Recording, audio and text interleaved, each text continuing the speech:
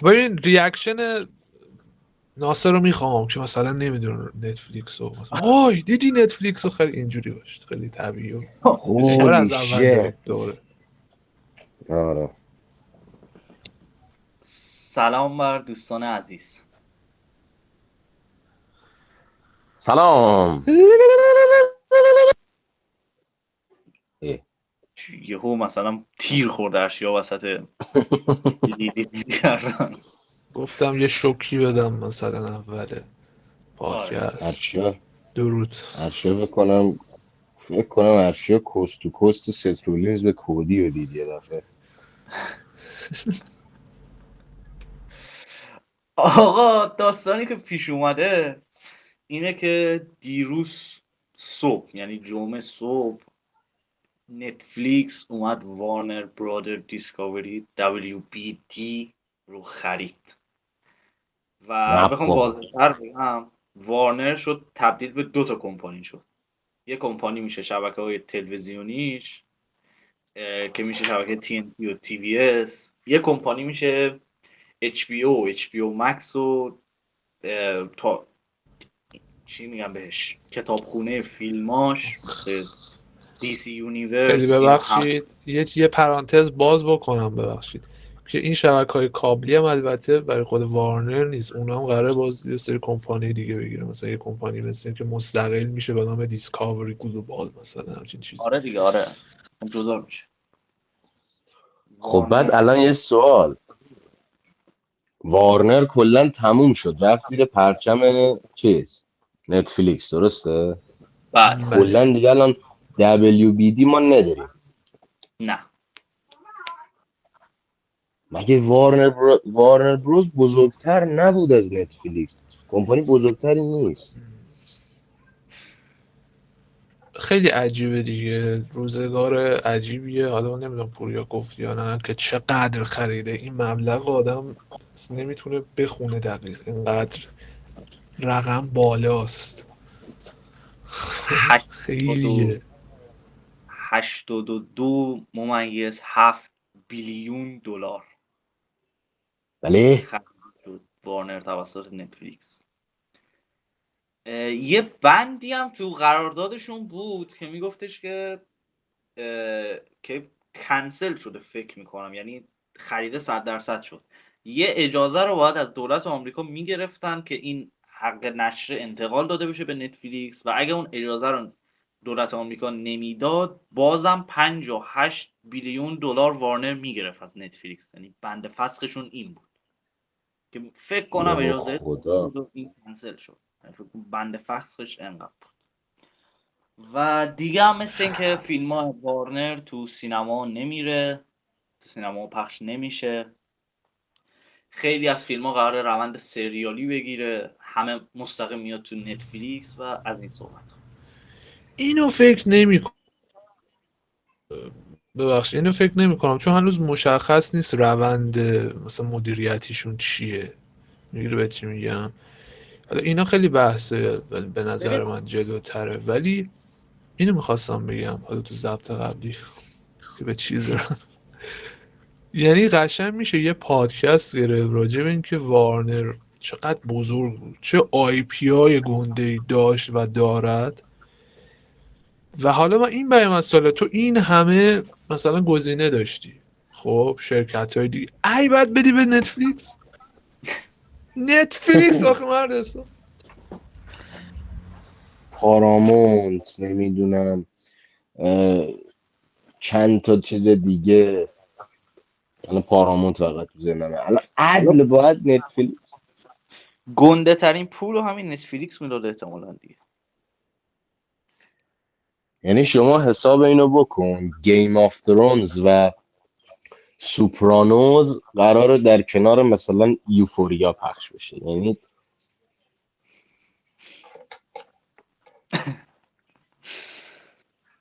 آره آقا. آره، تام و داستانش جری در کنار ونزدی مثلا. آره حالا منم اگه بخواین محض عذر میخوام، محض اطلاعات بگم کیا کاندید خرید بودن. یه دونه خود پیپاک بوده، پلتفرمی که قبلا WWE باش کار میکرد. پارامونت بوده، پارامونت در واقع، یه دونه کامکست بوده، اینا بودن و حالا همونجور که گفتی نتفلیکس قشنگ چکو کشیده و 82 میلیارد دلار تا صبح. هر چقدر بگم بازم نمیتونم هضمش کنم. تا شب یلدا پول دلش چه خبره؟ خیلی. 82 میلیارد دلار نون و حالا پول قراره داستانی که بخورن رؤسای وارنر تا آخر حالا عمرشون.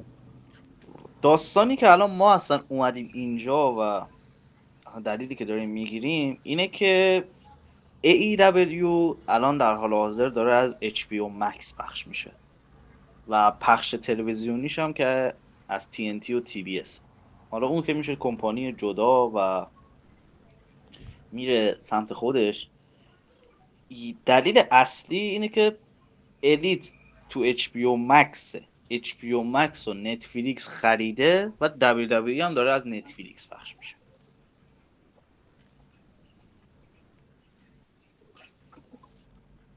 اینجای داستانی پیش میاد.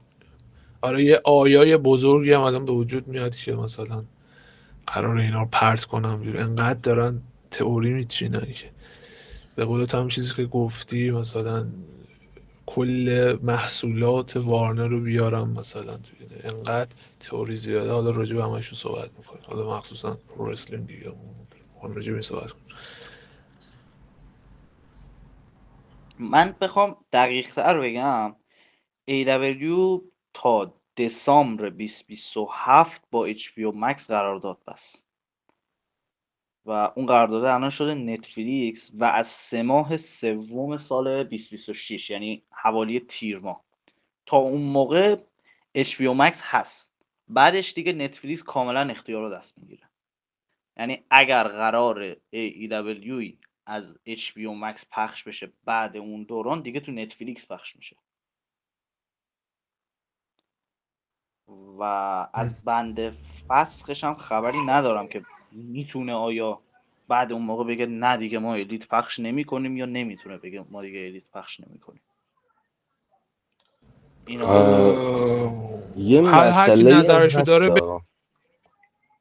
نه یه آقا شما بگو، من غلط شدم. درگیرم اینجا با صدای خودم. بگو. اشیا یه دفعه برق میگیرتش. ببین یه داستانی هست، من فکر میکنم حالا درسته، حالا جنبه منفیشو بگیریم، حالا قراردادی که نتفلیکس با دبل داره سر پخش را از یه طرف هم میتونه خوب باشه برای الیت. چرا؟ چون نتفلیکس تقریبا شماره 1 پلتفرم‌های استریمینگ تو آمریکا و حتی تو شاید تو جهانه. خب و میتونه خیلی بیشتر مخاطب جمع کنه سمت الیت. میدونی میتونه خیلی از نظر ریتینگی و ویو بالاتر چیز کنه، کمک کنه بهش. میدونی چی میگم؟ بیشتر از HBO Max. خب و حالا پلتفرم شناخته شده تر، دسترسی بهش انگار راحت تره و از این لحاظ فکر میکنم بهتر باشه برای الیت. میدونی من مشکلی حقیقتا تا الان توش نمیبینم. ببین چیزی که هست الیت الان با کله افتاده تو ظرف عسل. از این نظر داستان سر این قراره که آیا اون طرف TKO WWE ساکت میشینن که AEW بیاد از نتفلیکس پخش بشه، چیزی که اونا دهن خودشون رو سرویس کردن تا بتونن خودشون رو بچسبونن به نتفلیکس تا پخشن. و از یه طرف دیگه بخوام یه جنبه یه مثال دیگه، چنین اتفاق افتاده قبلا که دو تا کمپانی، یعنی مثلا یه مدت خیلی طولانی UFC و PFL جفتشون از ESPN پخش میشد و TKO هم تلاش کرد که یه کار کنه PFL دیگه پخش نشه. PFL هم کمپانی MMA پخش نشه، ولی خب نتونست. جفتشون داشتن از ESPN بدون مشکل پخش میشدن. این داستان هم هست که آیا TKOی که نتونست برای PFL کاری کنه میتونه الان برای AEW کاری کنه یا نه. از اون طرف هم برای نتفلیکس هم چیز بدی نیست، چون AW تو شبکه TBS پربیننده ترین برنامه بود، پربیننده ترین برنامه شبکه TBS AW بود، داینامایت بود. بعد یهو مثلا فکر کن اون مثلا به AW بگه تو دیگه نمیتونی تو TBS فعالیت کنی، تو TBS دیگه پخش نداری، پخششو بیار تو نتفلیکس. که اینجا باز برمیگرده به تصمیم تونی خان، اون ارقی که به نتفلیکس به TBS داره رو هنوز نگه میداره یا میره نتفلیکس. داستان ها داریم. خب منم نظرمو بگم، تموم شد حرفت. آره من اصلا احساس میکنم قرار نیست چیزی بره نتفلیکس. چون این وارنر کمپانی، بازم میگم خیلی بزرگیه، آی پی هاشو حالا همه میدونن ها، حالا کل دی سیش گرفته، هری پاتر و گیم آف ترونز و خیلی زیاده. خب بخش گیمینگشون گرفتن، کلا وارنر رو گرفتن. ولی چرا فکر میکنی قرار اینا ادغام بشه؟ یعنی من فکر میکنم نتفلیکس نمیاد همچین ریسکی بکنه، که شاید هم بشه نمیدونم، ولی من فکر میکنم که نمیاد حالا اون چیزای خوبه وارنر رو بگیره بیاره تو پلتفرم خودش، بعد مثلا اچ بی او رو کلا قرار ببنده. نمیدونم، من حس میکنم که اون وارنر رو نگه میداره با اون سیاستی هم که مثلا پلن هایی که الان وارنر داره، همین دی سی سوپرمن تازه شروع شده این دنیا دیگه، بعید بدونم مثلا اینا رو مثلا میگم و بیاره تو نتفلیکس. میدونی به چی میگم؟ با همون سیاست تحت لیبل وارنر شاید برن جلو، حتی صرفا صاحب کمپانی وارنر سرمایه گذارش هم پولشو میگیره. یعنی بعید بدونم اینجوری باشه که AEW میخواد بیاد به مثلا نتفلیکس، این احتمالش خیلی کمه. من حس میکنم، چون میگم اطلاعات دقیقی که هنوز نیومده که اصلا سیاست اینا چیه، من حس میکنم شاید HBO مکسی باشد که ایلیت هم توش پخشه، ولی خب زیر نظر نتفلیکس دیگه. میگیری چی میگم؟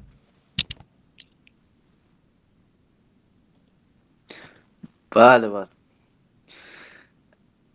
ناصر تو حرفی نداری فعلا؟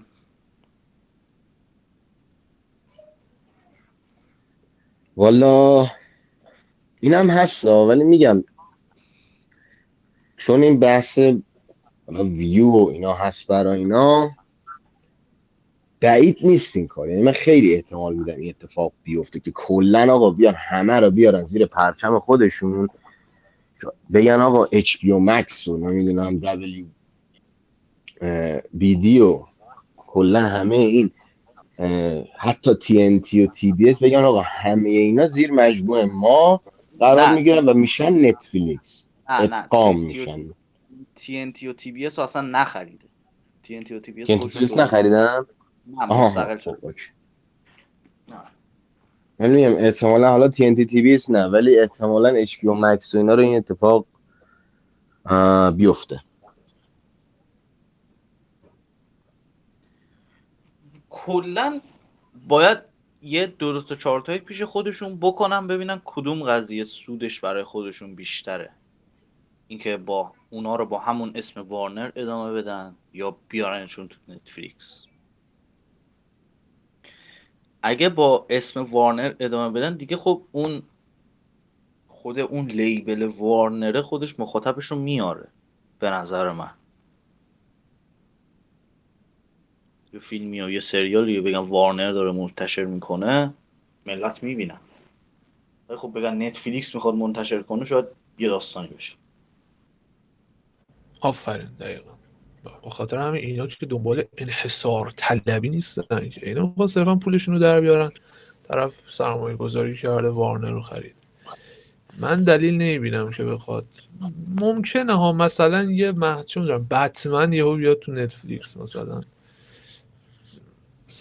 تو آرشیوشون باشه مثلا میگم، ولی این که بخوام کلا ادغام کنم بعید بدونم. اینا صرفا میخوان پولشو در بیارن، نمیخوان انحصار کنن. خب حالا ما بیایم تمام چیزهای خوب وارنر رو بگیریم مثلا. خیلی آی پی مورتال کمبت برای وارنره دیگه، انقدر آره. زیاده، فقط هی داره یادم میاد خیلی آی پی زیادی داره وارنر. نتفلیکس میگم، وارنر توی 10 سال گذشته تقریبا خرید و فروش شده. یعنی به 3 تا، حالا اینو دقیق نمیدونم، الان میرم چک میکنم، به 3 تا کمپانی این ور اون ور، به خاطر همین دی سی به اصطلاح چی شد، حالا یه اسم خیلی زشتی داره نمیگم ترکیده دی سی دیگه، همه میدونیم، به خاطر اینکه انقدر این دست اون دست شد وارنر.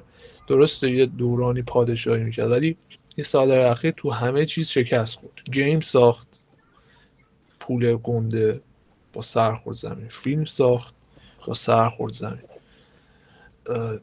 اچ بی او هم که مثلا همه میگفتن این رقیب نتفلیکس، در برابر نتفلیکس گوزی بیش نبود، اینقدر رک بگم. به خاطر این کلا دیگه مجبور شدن بفروشن. اینو گفتم که بگم حتما بچه‌ای که نمیدونن که یهویی چرا فروخته شد، یهویی نبود، کلا بدهی بالا آوردن اصلا.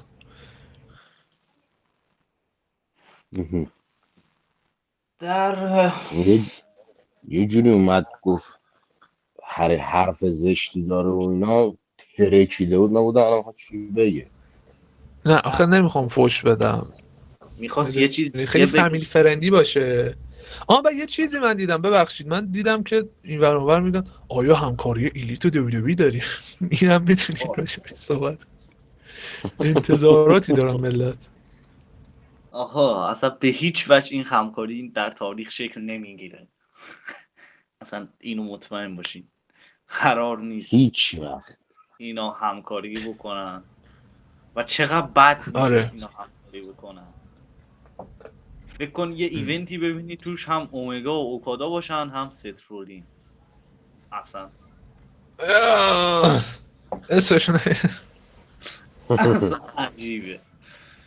اینا قرار نیست همکاری بکنن. بعد آره اینم بگم که یه سریا گفتادن که آره الان چون نتفلیکس خریده دبلیو بچهای نتفلیکس میگه که اینا رو بندازید بیرون ازش HBO Max و فلان. داداش اینقدرم بعید بدونم رو هوا باشه. به هر حال ایلیت هم هر چقدر باشه، به قول تو پوریا اشاره کرد دیگه، جزو برنامه‌های پر مخاطبشونه. بعید بدونم اینقدر احمق باشن که بخوام اینو مثلا دکش کنم بره چون که دبی گفت، میدونی، خیلی بعید بدونم اونقدر داداشی نیستم با هم دبی نتفلیکس. یه مسئله ای هم که هست، اگه AW کارشو همراه با نتفلیکس ادامه بده، رسما کل مینستریم رسلینگ جهان تو نتفلیکس داره پخش میشه. یعنی تو اینو میتونی روش حساب کنی که تمام رسلینگ فنای جهان یه اکانت نتفلیکس رو داره، چون هر کی هرچی میخواد ببینه آره. تو میتونه ببینه. بعد حجم راست می پول و حجم چیزی که سابسکرایبشنی که میتونه برای نتفلیکس بیاد و تو تصور کن. همون تو ولی من میگم هیتر. بعید بدونم، ببخشید وسط حرفت، من بعید بدونم بره توی نتفلیکس. چرا؟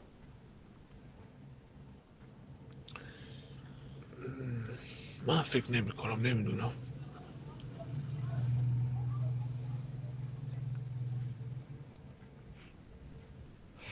اگرم حالا بره چه نره، همین که مشکل ساز نشه، خب یعنی مثلا دبل نفوذ نداشته باشه واسه الیت که بخواد اذیت کنه، آنچنان مهم نیست اصلا.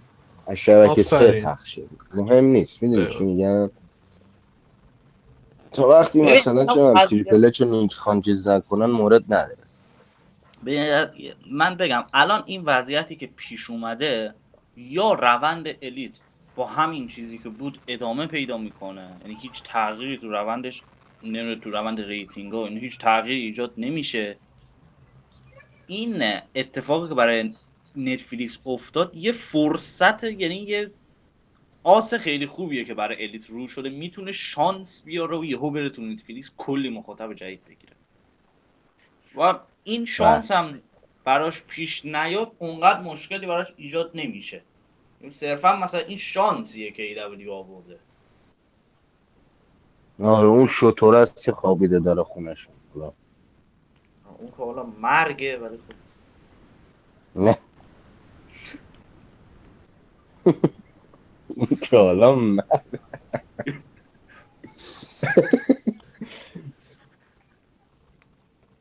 بعد گفته آره. بودن که این حرفا زیاده دیگه، گفته بودن که آره دیگه نتفلیکس ایدئولیو محدود میکنه، شوهای خشن نمیتونن پخش کنن و فلان.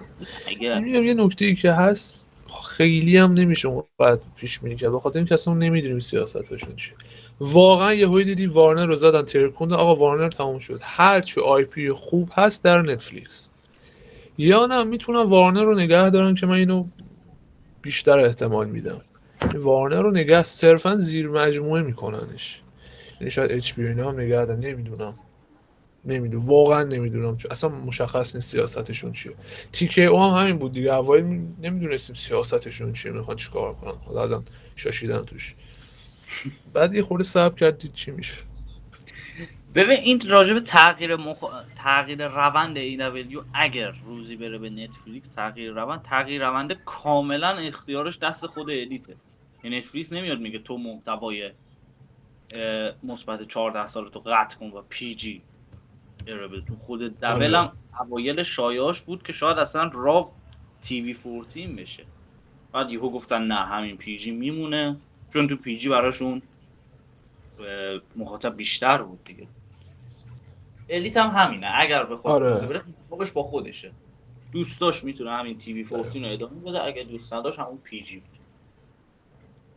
آره که بعید اگه بدونم یادتون باشه ایلیت این اصلا پی جی بشه، میرینه توش تر میزنه و به پایان میرسه ایدئولی. ببخشید ناصر واسه حرفت بگو.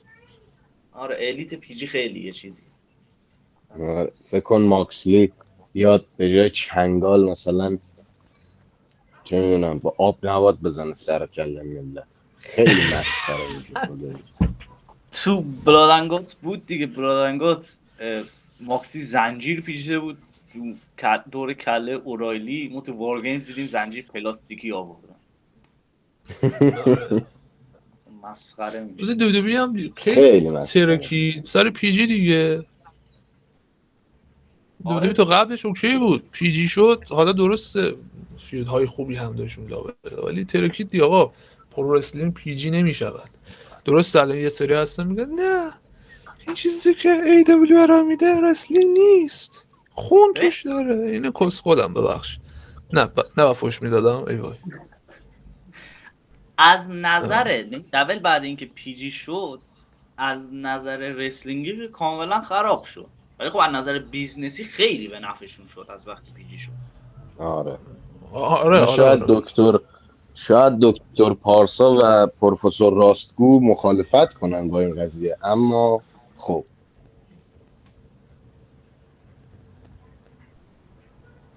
خب چی؟ هیچی اینو برمیدارم کسی گفته. خب یه دفعه خب گفت من انتظار داشتم ادامه بده. آره بذار باش. نه دیگه، نه این ولی خب و کلا گفتم که مثلا چیز کنم که تایید کنم حرفای نه شما رو. لحنش فرق داره و بگی ولی خب، تو گفتی ولی خب ولی خب میدونی. نه آره با لحن اشتباهی گفتم راست بود. ولی خب آره ولی خب اینم اضافه کنم و ببخشید که یه سریا شاید چون دیدم اینجور فکر میکنن که ایدئولی برای نتفلیکس شد، یعنی من این دیدم و کامنت انگلیسیش هم دیدم فارسیش. دوستان نه اینجوری نشده، حالا پوری دوست داری میتونید هم توضیح بدی که ایلیت برای نتفلیکس نیست یا مثلا ایلیت برای وارنر نبوده، صرفا قرارداد پخش داشتم با.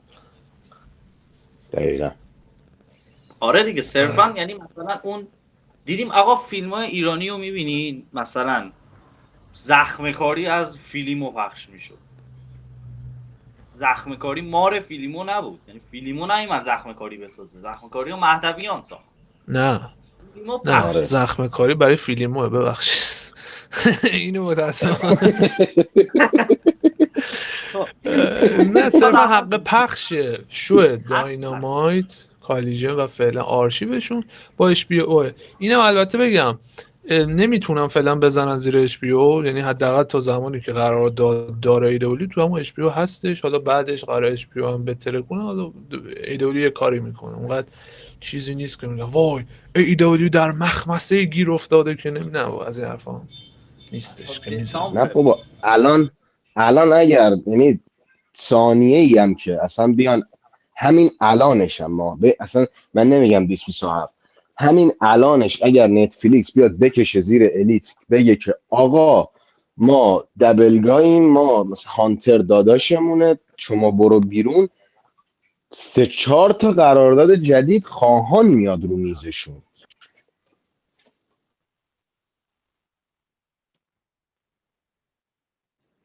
میگی چی میگم؟ خلاصه اینجوریه. یعنی فکر نکنید الان 2019 نیست داداش، 2026 دیگه، 2026 و الیت انقدر شناخته شده هست که جز حالا اچ پی او مکس و اینا، یعنی مثلا یه لحظه فری ایجنت بشه به اصطلاح، خواهانای زیادی داشته باشه.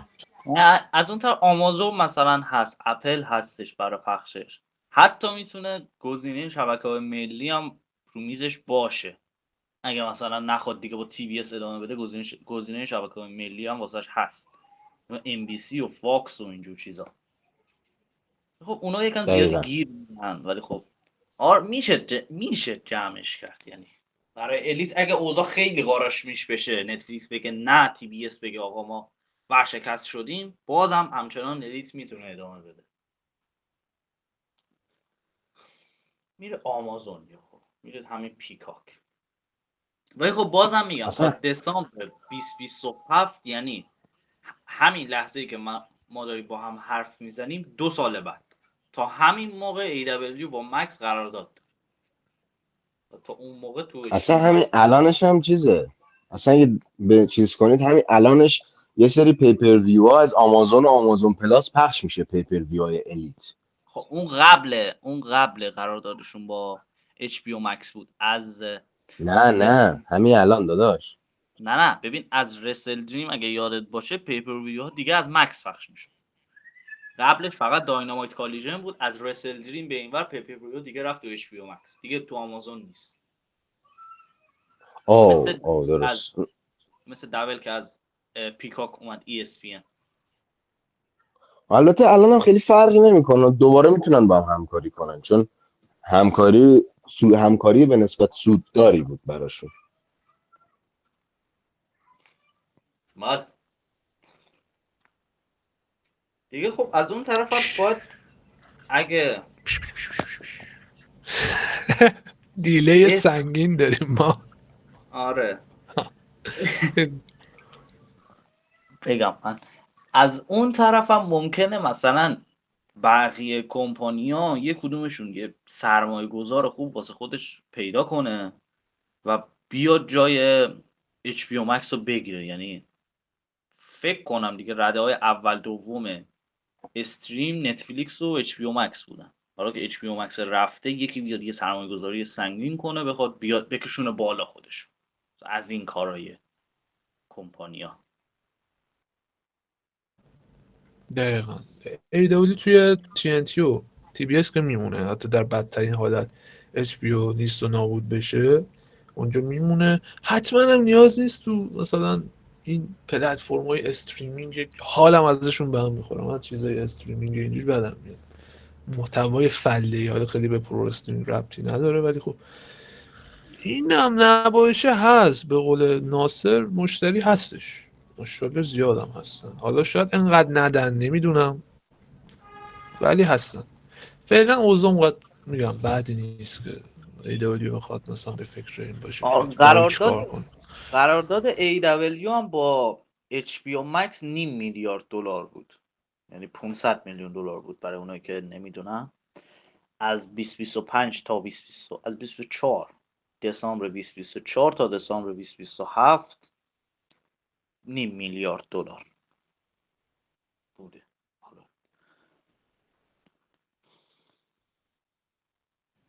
آقا که الیت چه اگر خبر؟ اشتباه نکنم که اگر اشتباه نکنم سالی 150 میلیون انگار اچ پی مکس بهشون میده. تقریبا آره. آره بهشون پرداخت میکنه، بد گفتم میذاره. آره من فقط اینو راجع به نتفلیکس اینو در نهایت برآوردم بگم به نظر من احتمال اینکه AEW بره توی نتفلیکس پخشه کنار WWE 0.5%.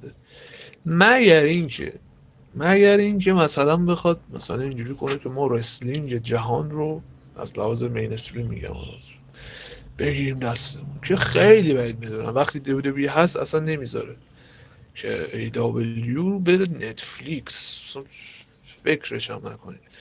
به نظر من همونجور میمونه، فعلا همونجور میمونه تا ببینیم که چی میشه. و اینجوری هم نیست که به قول پوریا گفت، ناصر گفت همین فردا HBO Max مثلا نیست و نابود بشه.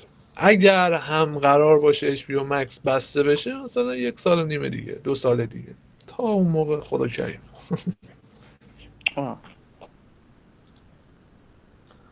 و اگر اینم من اضافه کنم این چیز نکته رو، اگر 1% الیت پخش شوهای تلویزیونی، یعنی نتفلیکس تصمیم بگیره که آقا ما میخوایم پخش شوها و پیپر ویو های الیت رو هم پوشش بدیم،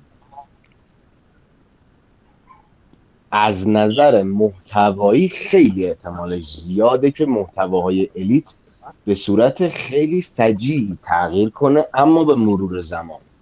یه دفعه اتفاق نمیفته، به مرور زمان. یعنی شما مثلا یه دفعه میبینی آقا چه میدونم کشتیگیرای سیاه‌پوست زیاد شدن، بولد شدن، کشتیگیرایی که به اصطلاح رنگین پوستن خیلی دارن بولد میشن، نه تنها نه کشتیگیرا، به نظر داور. من ببین دبل از اول آخه سال چیزه 2025 رفت وایسا، دبل از اول سال 2025 رفته تو نتفلیکس، چه تغییری درش ایجاد شد؟ همونه.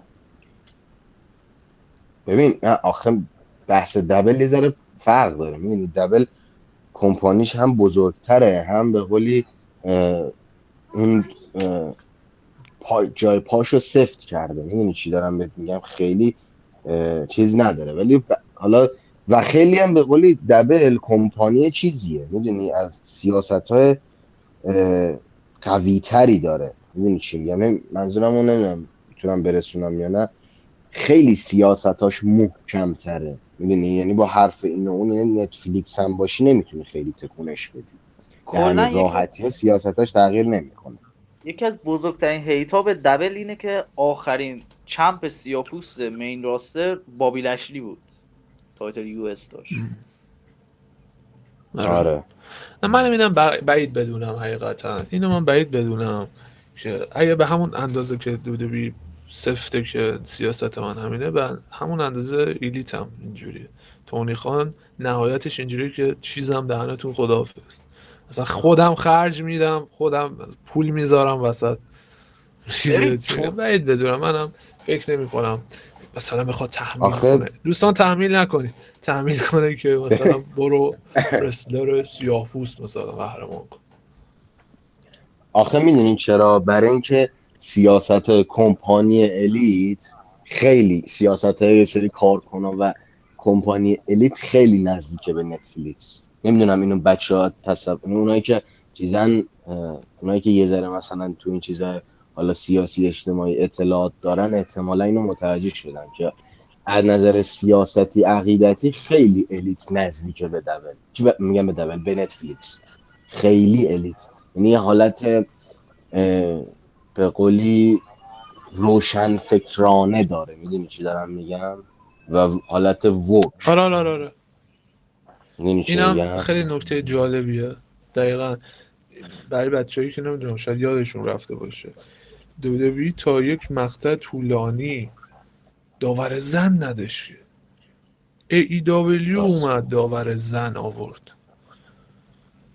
یا مثلا یک چیزی که خیلی برای بقیه جالب بود، ما یک گزارشگری داشته باشیم که ماسک زده باشه، لوچادور.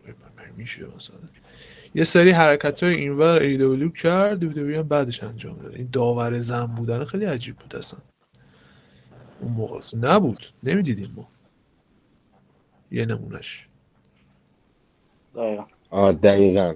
و نمیدونم حالا قطعا اونایی که الیت تو این 2-3 سال دنبال کردن میدونن خیلی یه سریا میان اصلا رسلر داریم ما تو راستر الیت که ترنسه، نایلا روز رو خیلی احتمالاً ویور قدیمی الیت یادشونه. نایلا روز اولی یا دومین قهرمان تایتل جهانی زنان الیته، اما ترنسه. خب و یه دونه دیگه رسلر بود سانیکیز، یه رسلر سیاه پوست کچل و ترنس. حالا میگم اینجوری دارن و اصلا کچ فریزایی که یه سری رسلر استفاده میکنن، مثلا آنتونی بوونز هم تیمی قدیمی مکس کستر تو اکلیم اصلا چیزه همجنسگراه گیه. خب ولی طرف کلا چیزش اینجوریه که آقا به خودش میگه من به خودش میگه pride of pro wrestling pride of wrestling pride of professionals، یه چیزی. حالا کلمه پراید از پراید مانت میاد، از ماه پراید میاد، ماهی که کلا مختص به خانواده LGBTه و خیلی روی این قضیه چیزن. یا از اون ور مثلا سورف برگشت گفت میخوام من اولین سیاه پوستی بشم که قهرمان جهانی الیت شد. خب این چیزا رو خیلی میکنن تو چش مردم. خب خیلی این چیزا رو، این تیکه ها رو میان، میدونی چی دارم بهت میگن، و بیدلیل هم هست واقعا. چیزی که ما تو دبلیو به ندرت میبینیم یا اصلا نمیبینیم، یا حتی مثلا تو دبلیو کمپانیای دیگه طرف هیچ کس نمیاد بگه آقا من میخوام اولین قهرمان گی بشم، من میخوام اولین قهرمان سیاه‌پوست بشم، من میخوام اولین قهرمانی بشم که 3 تا پا داره.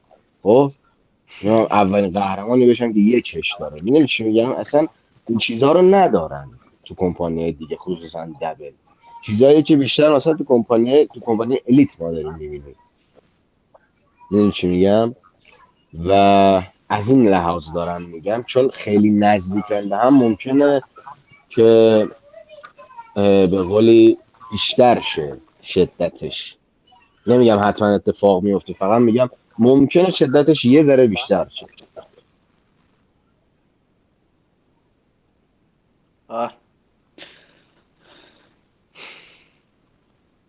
دیگه چی بگیم؟ به نظرم هرچی بود گفتیم. خب ببندیم پس آقا. پادکست کوتاهی شد، حرفی هم نبود، یه موضوع فقط داشتیم میخواستیم واسه اونایی که نمیدونن، اونایی که اطلاعات کمی دارن، این قضیه رو روشن کنیم که این کلا این خریده شدن وارنر توسط نتفلیکس چه پیشامدهایی میتونه داشته باشه، اصلا موضوع خریدنشون چیه، و یکم هم جلوگیری کنیم به نوبه خودمون از یه سری از صحبت‌هایی که قراره بشه و نمیدونم دبلو نمونهش هم این که دبلو الیت همکاری میکنن و اینجور چیزا. یکم بیراهه نریم، یکم از موضوع اصلی هم اطلاعاتمون بیشتر بشه. همین. دمتون گرم که دعوت کردیم. ایلیت با دبل همکاری نمیکنه چون ایلیت نجس میشه دوستان و حرفی نداره. خدا خدا نگهدار.